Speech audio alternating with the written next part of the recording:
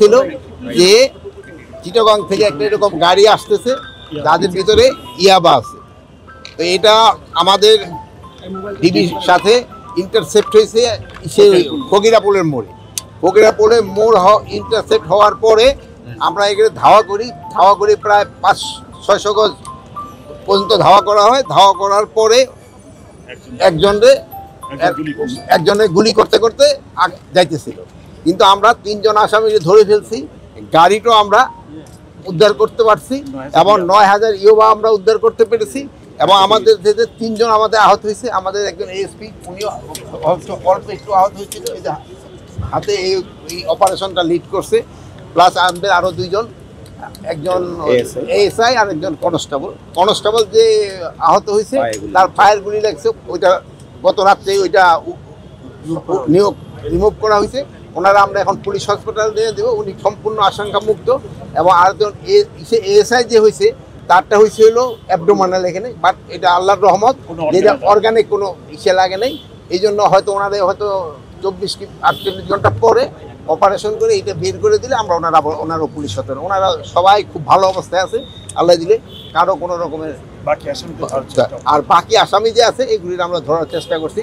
এরা এই হসপিটালের যে 2 জন আছে সবাই আশঙ্কা মুক্ত।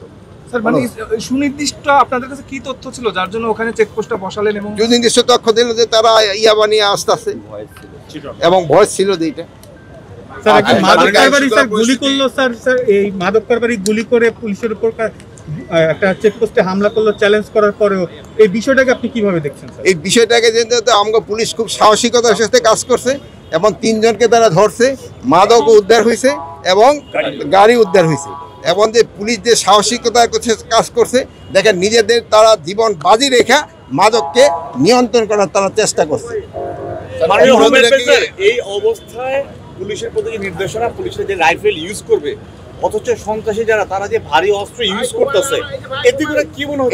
এটা এরা কোনো সন্ত্রাসীরা কোনো ভারী অস্ত্র ইউজ করেনি, এটা পিস্তল ইউজ করছে। ভবিষ্যতে করলে সেই সময় আমরা আবার ভবিষ্যতের উপরে ভবিষ্যৎ করবো। আপনার যেসব ছেলে আসবে সেসব দেখবেন আপনারা আগে কি আপনি ড্রোন নিরাপত্তার জন্য। মাননীয় উপদেষ্টা মহোদয়, আমাদের প্রশ্নটা হলো যে পুলিশের যে জীবনের ঝুঁকি নিয়ে কাজ করছে আপনার বক্তব্য অনুযায়ী, এবং আমরাও তাই দেখলাম, কিন্তু এই যে তাদের জীবন রক্ষা নিয়ে তারা এই হালকা অস্ত্র নিয়ে যে কাজ করছে। না, হালকা অস্ত্র নিয়ে না, যেই পরিমাণ প্রয়োজন অস্ত্র দরকার ওই পরিমাণ প্রয়োজন নিয়েই কাজ করতে। অপরাধীরা অনেক বেশি সুযোগ নিচ্ছে, অপরাধীরা খুব একটা বেশি সুযোগ নিতে পারতেছেন না। এই জন্য যে দেখেন 4 জনের ভিতরে 3 জনে কিন্তু আমরা আইনের আওতায় নিয়ে আসছি। Thank you.